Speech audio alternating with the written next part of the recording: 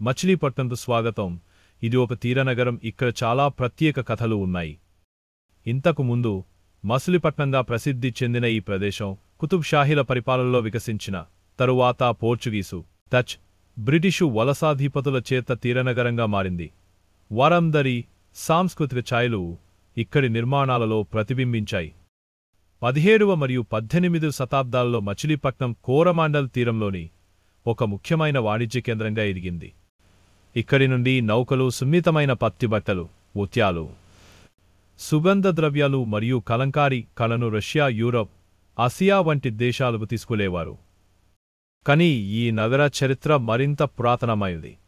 బౌద్ధ యాత్రికులు ఈ ధూళి వీధుల మీదుగా ప్రయాణించి తమ బోధనలను, కథలను ఇతర రాజ్యాలకు తీసుకెళ్లారు.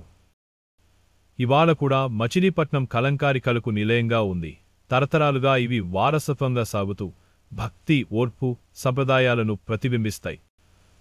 ఎన్నో పండగల సమయంలో వీధులు కాంతులతో నిండిపోతాయి. నాట్యం, సంగీతం, హస్తకళలు ఇవన్నీ ఈ ప్రాచీన పట్టణానికి జీవం పోసాయి. ఇది ఒక సాంస్కృతిక ఉత్సవం, శాశ్వతంగా, ఆఖండంగా సాగుతుంది. మచిలీపట్నం ప్రతి వీధికో ఉప్పు పట్టు పురాణాల పరిమళం, చరిత్రలో పుట్టి భవిష్యత్తు వైపు సాగుతున్న పట్టణం. ఇంకా ఎన్నో ఆసక్తి విషయాలు తెలుసుకోవాలి అనుకుంటే సబ్స్క్రైబ్